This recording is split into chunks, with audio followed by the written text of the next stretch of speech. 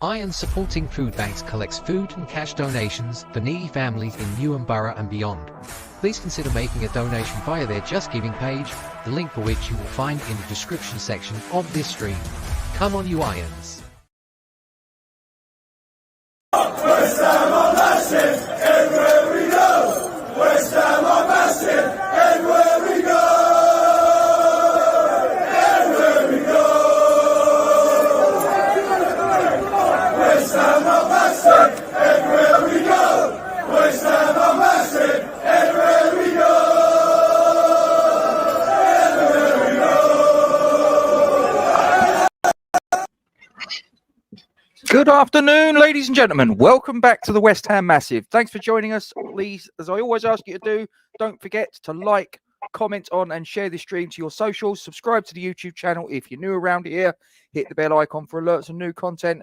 All these things that you can do are free of charge to you. They take a couple of seconds of your time and they help to grow the channel into something bigger and better down the track. And we always thank you very much indeed for your support. We're here to discuss match day 9 of 38. West Ham versus Manchester United. I've cocked up. Look, I've not updated. I've put the Tottenham Hotspur Stadium. Do apologise. It's supposed to say London Stadium. You can't get the staff. I'll edit this bit out. Nobody will ever know that I've cocked up. It's fine. And with the little tap of the buttons, there you go. It says London Stadium. Ha! They'll never know. I'm joined obviously by my younger brother Ben. How are you, sir? You all good? I'm good, mate. I'm good. Yeah. I was going to say I'm looking forward to the game tomorrow, but I'm not really sure if I am based on last week. But yeah, we'll come on to it. I'm not quite sure either, but we'll dig into it. So keep an eye on the ticker at the bottom, ladies and gentlemen. That will change intermittently with various nuggets of information, such as the officials who will be on show tomorrow. So Ben, one of the glamour ties, I think it's fair to say, you know, I sort of go back a little bit further than you, obviously. I remember an awful lot of games that we've played against them down the years, from the game at Upton Park in the 85-86 season, where I think Man United were top of the table at that point, and we turned them over 2-1 with goals from Ward and Cottee. We've had other games, the game that in 1995 where Ludo basically repelled them and handed the Premier League trophy to Blackburn Rovers, despite the fact they got beat at Anfield on the last day of the season. The last game at the Boleyn, 2-1 down and we win it with a couple of minutes to go with a Winston Reid header. There's been many, many times over the years where we've sort of gone into the contest and we've upset the apple cart. What are your thoughts as far as tomorrow's concerned? No, just reiterating yours, Rob. I actually, when you think about it, I think at home we've got quite a good record against Man United in the scheme of things, considering they've, over the last sort of 20, 30 years, everything they've won, we've had quite a few wins against them, you know. So I hope the team are up for it. Obviously, they're a very different animal than I've never seen those up. But they're definitely a different animal now than they have been under, say, Ferguson and all that. And if honest, Rob, I think they're absolutely awful. I think Man United, they're a bit of a graveyard for players, and for whatever reason, no one can seem to make it work. And I just hope that we can do the business tomorrow, because there's nothing better than beating Man United. I absolutely love it. That was another one as well. Kent brings that one up. I remember that. That was the season we were virtually dead and buried at that point.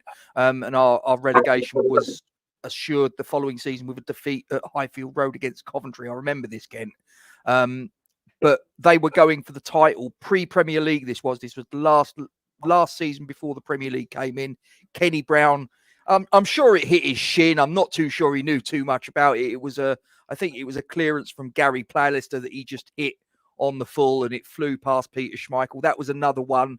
We've got a lot of history against them, but like I say, on the back of a 4-1 defeat, Ben, in a game that quite honestly we should have been up for. I'm not quite sure what we're going to be walking into, to be brutally honest. I know, man. I think that one, I think one of the guys just said at the bottom, it's like Ferguson was pissed off with the effort that we put in. Do you know what I mean? I think he actually said, well, they've raised our game for us. If they were played like that every week, there's no way they would have gone down. So it's like, He's probably right. Yeah, he's right. He's right. But I think for me, Man United, they're a little bit like us. Yeah, in that they're quite, and I've, it pains me to say this, they're quite a fragile side. Yeah, like I think generally, I know last week we went 1-0 up and we lost. Yeah, but generally, if we get our noses in front, we don't tend to lose. I think that was the first time in like a year or two that had happened. Yeah. Man United are very similar. That Man United can look quite easy on the eye if they go a goal up. If they go a goal down, they crumble. Like they've got really no character in the side, and I'm not sure that we have at the moment. So I think it's two quite nervous sides, albeit that Man United's form looks slightly better than ours. Well, a fair bit better than ours, to be fair, but. Yeah, so I think whoever scores first tomorrow will win the game. Who's the player in Manchester United colours that you view with the greatest deal of concern, Ben? Oh, interesting. That's an interesting one. Off the top of my head, Rob, I'm not really concerned about any of their players. Do you know? No, that's maybe that's a bit harsh. The one lad that I think is a talent is that Garnacho. I think he's a talented player. I think he's a good player. I think he's a top player, and I like Kobe Mainu as well, but he's not really been the same this season. So well, I was going to say, just to give you a little bit of a steer. There's actually Manchester United have got quite an extensive injury list. Just to go through it, I'm looking at it here. Lenny Yoro, Tyrell Malacia, Harry Maguire, Kobe Mainu, who you just mentioned, Johnny Evans, Anthony, Luke Shaw, Mason Mount, all out. Wow. I mean, I don't think Ten Hag is a good manager. I think they should have got rid of him in the summer. And, if they'd have lost the FA Cup final, in my mind, 100% he would have been gone. Yeah. Yep. But, and I think that was, as a player, if you just motivate yourself for the FA Cup final, don't you? So I think the players motivate themselves in that game. Ten Hag can't motivate them to play consistently. He's shit, yeah. But I just hope we can, maybe put a nail in the coffin of him. Like, that's a big injury list. So even though I don't think he's a good manager, that injury list is quite unlucky, you'd have to say. Yeah, it's like a scene from like Platoon or something like that, isn't it? Yeah. There's just bodies everywhere. I mean, look, I'm actually glad that you've said that Maguire and Evans are both injured, because even though they're both past their best, I actually think they're probably a bit more solid than the Lit and the little fucking Argentinian midget that they've got in centre half. Oh, yeah. I think he's only about 5'9", isn't he? Which is it's sort of Steve Potts sort of stature, really. Yeah, I think, I don't particularly rate him, but fundamentally, we need to have bodies in and around the box to cause them a problem. And I think, unfortunately, we've got a serious problem in the striking department, probably as well as every other department at the moment. But I actually think that I think we've got a big problem up front, mate. Fulkrug's starting to look like he's. No, I've rechristened him, Ben. I've rechristened him. He's not Nicholas Fulkrug anymore. He's Nicholas Fucked Leg. Mate, I feel like this is turning into Marco Boogers type fucking scenario, that we buy a striker. I know it's different, era and money, but we buy a striker. I'm not convinced we're ever going to fucking see this guy play. Probably I'm very concerned, mate, and I just you're looking at I'm looking now in hindsight at Steventon, And the fact that we got rid of Moyes, I don't want to look back, but we backed Steaton over Moyes, didn't we? Really? Yes. Now, for me, I'm starting to think Moyes, and I think moving on from Moyes was the right decision, but Steaton's never even been a manager. How can you back some mush that just picks players and go, oh, he's good, over your manager? So, at the minute, there's question marks over Lopetegui, and there's question marks big time over Steaton's signings as well. I mean, I know you can't legislate for full crew getting injured necessarily, but we needed 2 strikers in the summer. Well, you say you can't legislate, Ben, but he didn't exactly have a robust injury record before he rocked up at London Stadium, did he? No, yeah, probably not, Rob. But for me, I genuinely think if we were going for Fulkrug and we wanted Fulkrug, we should have gone and got another younger striker like Liam Delap. Do you know what I mean? Okay. Like someone on loan or someone that might cost 10, 15 million, because Fulkrug's fucked. Antonio, I'll come on to Antonio, in my mind, is a waste of a fucking shirt. So I just think we've got no options up front now. Well, that kind of leads me nicely on to my next question, Ben. And Colin's put his choice in.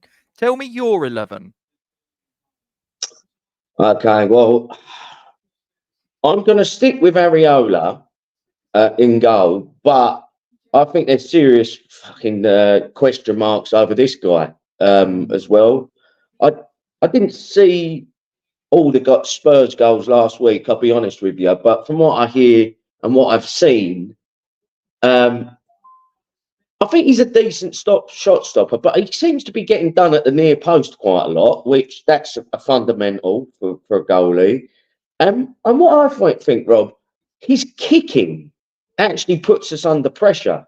You know what I mean? It's like he'll give it straight back to the goalie or kick it straight out for a throw, trying to do this silly passing. But I'm going to stick with Areola.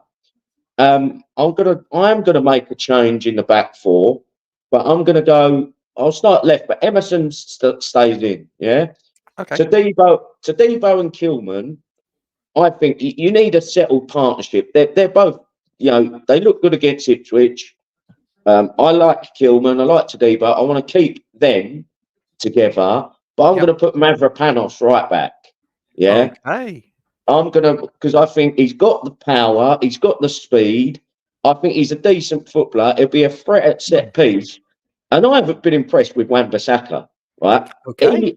Last week, I'd noticed a few times his passing and decision-making was woeful. Yeah, so I think we've conceded 4. You could say there's an argument that you chop and change the defence having conceded 4 goals. For me, Wan-Bissaka is not doing it, right? So I'm going to bomb him off. I think Alvarez needs to come back into the side. You know what I mean? He'll kick and bite, and he's got the ability to get around the pitch. Yeah. And I have to admit, Rob, I don't want to sound negative. I think the midfield is looking so weak, and it's. You can point fingers at the defence when you've conceded 4 goals, but when we've just got no midfield whatsoever and it's just pressure upon pressure, you know what I mean? And all of a sudden, the players that we've bought. Sorry that I'm rabbiting on a little bit, but you're looking at. You're looking at. I'm looking, and I'm thinking Alvarez and Souček for me are the two that need to play. Plus one other, right? And they're players that were here in last season anyway. So I'm thinking the players that we've brought in are inferior to the players that were already here. Do you get what I'm saying? Yeah. So I'm going to say probably, because I don't think the midfield's working, and Soler hasn't really had much of a chance. So I'm going to bring Soler into the midfield, yeah? I'm going to say Alvarez, Souček, Soler in the middle. And you'll think, well, where's Paqueta? I'm going to keep him in the side, but I'm going to play him left wing. Yeah. Okay. I think Kevin Nolan come out with this the other day that actually Paqueta's best performances have been out on the left, and he can cut in.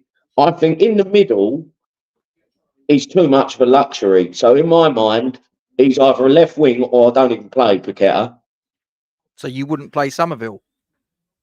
I'm playing Somerville on the right and Okay. Bowen up front. So sorry, Rob, Okay.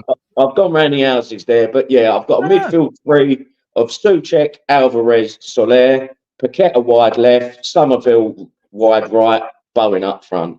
Interesting. I can't accept performances from Antonio that I see pretty much every week. Yeah, I think he had a good game against Ipswich. Granted, I'll give him that. Yeah, but one good performance every 5 games ain't good enough in the Premier League. Yeah, all I see last week from Antonio is a guy not even jogging, Rob. I don't think he fucking got. I don't even think he broke a sweat. I see no pressure. I see no pressure on the defence. I see, did you see the pass Kilman done to Antonio? I mean, Yep. Kilman done a through ball. Fucking hell, absolutely beautiful. And look, He was nowhere. I know Father Time. Someone with a bit of fucking get up and go and the pace. He was through on goal, but he's just not got it. And so for me, Rob, I think we've got too many passengers in the team. Antonio and Paqueta being the biggest culprits for me that aren't putting in the shift. Paqueta's are so lucky that Kudus is suspended, because if he wasn't, Paqueta's out of the side. So for me, unfortunately, that's the side. I think it's the best side that I can think of. It's not a side that I'm particularly happy with, because I want to see Bowen out wide, because I think that's where he's better. But I just feel like it's the best that we've got at the moment. Fair enough. Do you want to see my 11? Go on, Rob. Now, this will never happen. This will never happen all the time that J-Lo's got a hole in his ass. Right?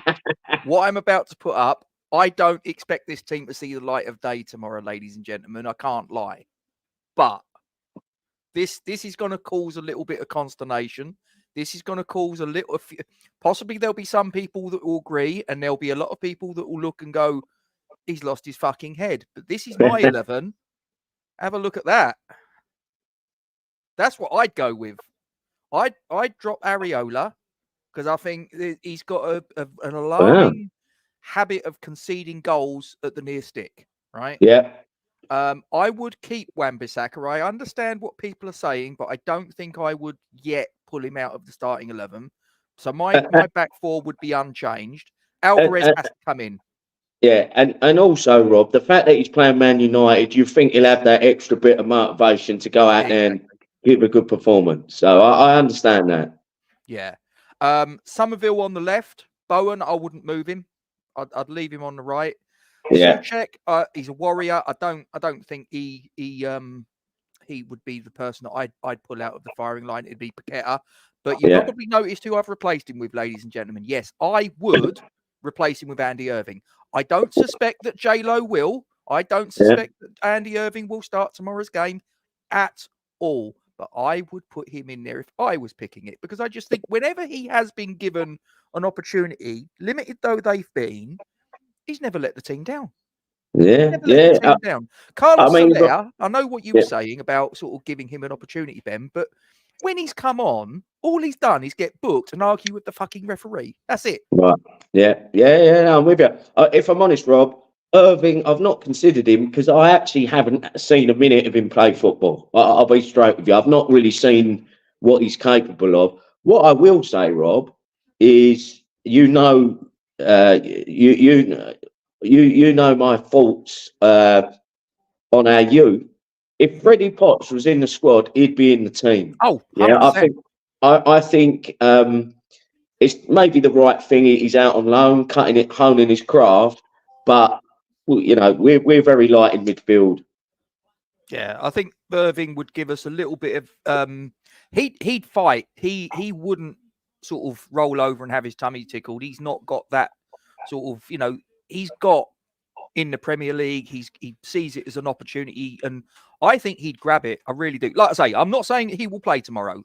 This is purely, if I was picking it on the basis of the situation we're in, I would give Andy Irving an opportunity, and I would be saying to him, you go out there and impress me, whatever the result. You go out and you do your job and you beat your opposite number over 90 minutes. You are staying in the team for next week. And I guarantee you'd see a performance out of him. I think you're probably right, mate. And, this is a guy, he's not a young lad. To get a start against Man United, it would be a dream come true. And I'm sure he'd leave everything out on the pitch at the very least. 100%. And, going forwards, he's half decent because, he scored a couple of goals. Okay, I know some people would say it's pre-season, but he did score a few goals when he's been given opportunities. He's also, in the back end of last season, when he was playing in the Austrian Bundesliga, he scored a hat-trick from midfield. So he knows how to put the ball in the onion bag. He's not a slouch as far as that's concerned. And then, of course, the other elephant in the room with this starting 11, yes, I've dropped Antonio, and I've replaced him with Danny Ings. Again, he got the equaliser against Fulham at the last knockings, and we haven't really seen him since. And I sort of sit there and I go, you've got a goal scorer there. He knows, again, he knows how to put the ball in the back of the net. Is he the same player that he was 5 years ago? No, he's not. But neither's Antonio. So what's the difference? But I think that he will have more hunger and determination than I've seen from Antonio. Antonio just looked completely shot to me. Like you say, 1 in 5, 1 in 10, there or thereabouts. You see the beast mode Antonio. But the rest of the time, you just see this fucking pussycat. If I'm honest, Rob, cheers, mate. A couple of your players, I'd kind of forgotten about Ings and Irving, you know what I mean? But I can definitely see the logic there. And one of the, you're totally right. Ings has come on, salvaged the point for us with a great finish. We've not seen him since. So I'd say Ings definitely for me is higher in the pecking order than Antonio.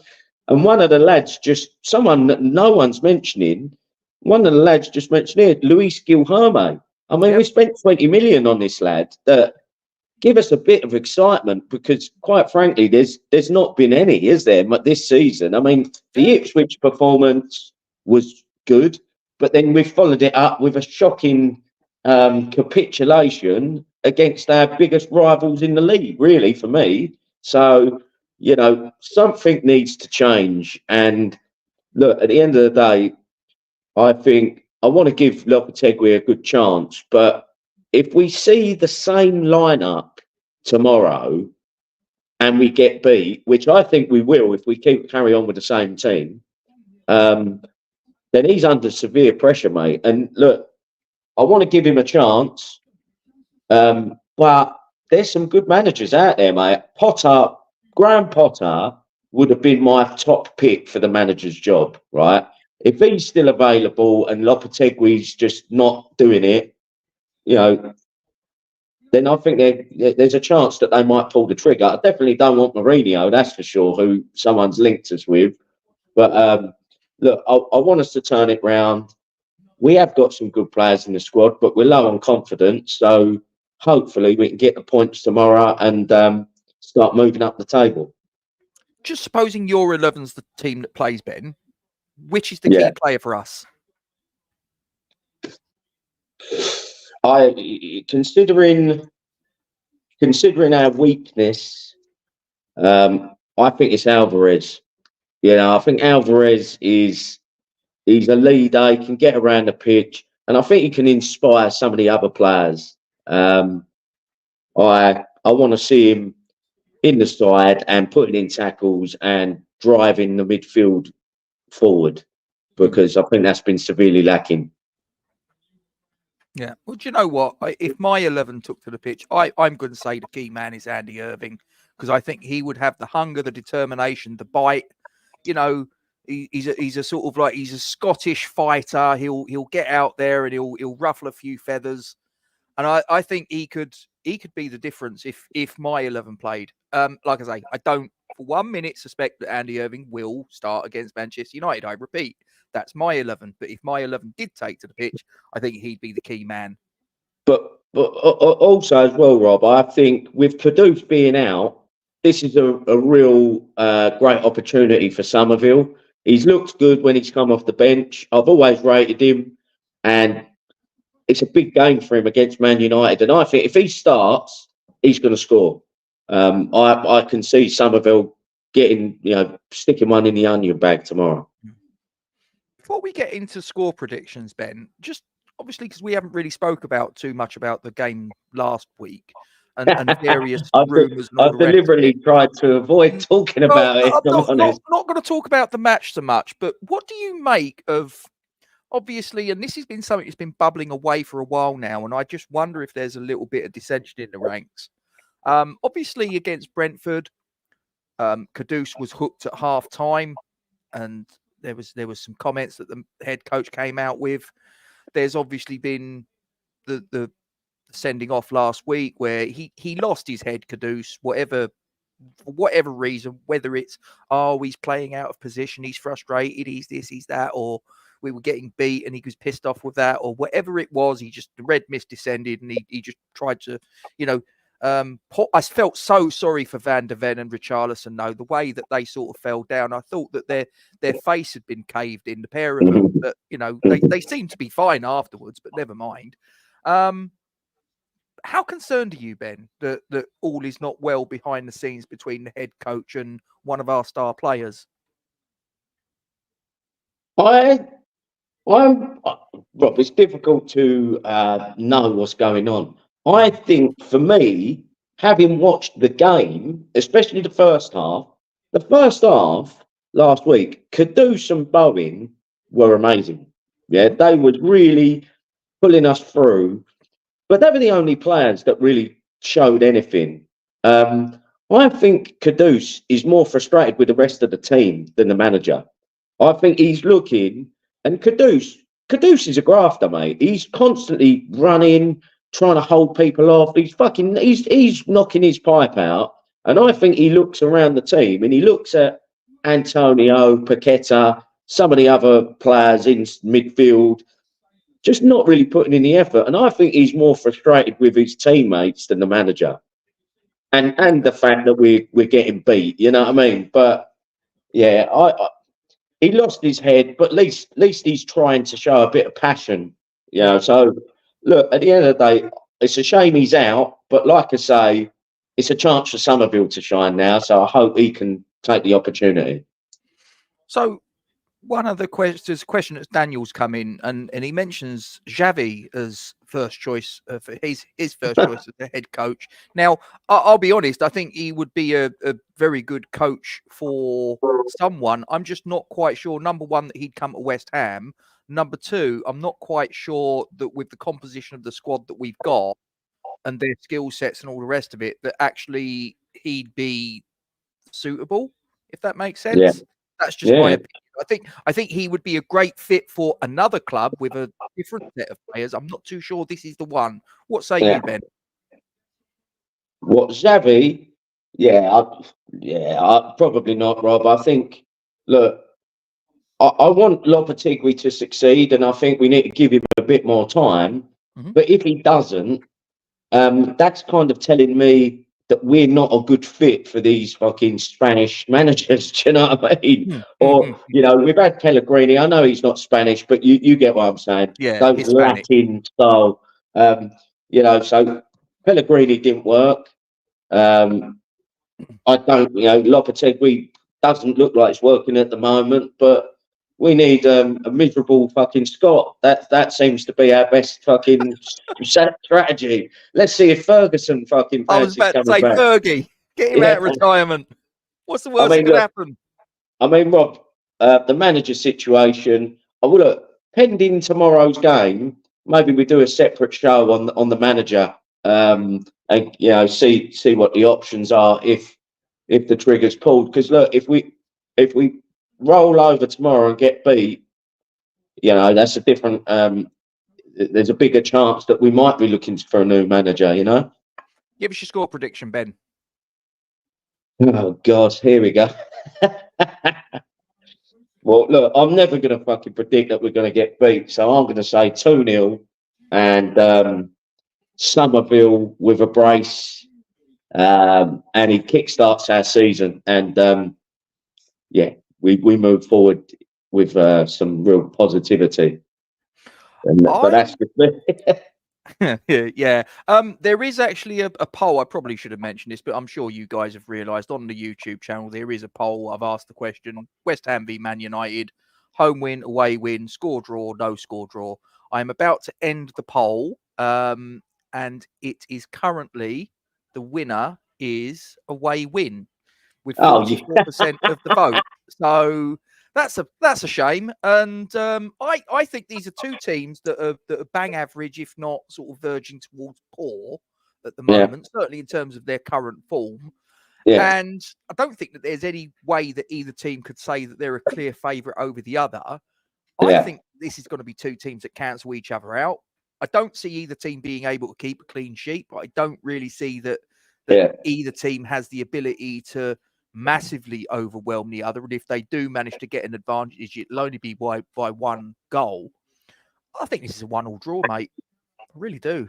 And to be honest, Rob, considering the pressure that both managers are under, I think both managers would take a draw right now just to try and,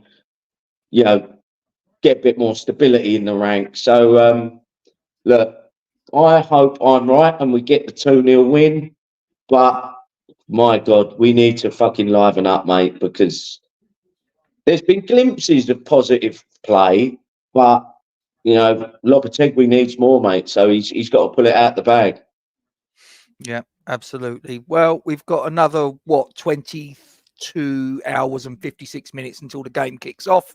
So we'll wait and see. But guys, thanks for joining us. And hang on, I'm pressing buttons here. I don't know what the bloody hell I'm doing. Don't tell anyone. As I say, guys, please don't forget to like, comment on, and share this stream to your social media platforms to let your friends know that we're here. Subscribe to our YouTube channel if you're new around here. And don't forget to hit the bell icon for alerts on new content. Remember, all these actions you can take are a couple of seconds of your time. They're free of charge to you, and they help us to grow the channel into something bigger and better. And we always thank you very much indeed for your support.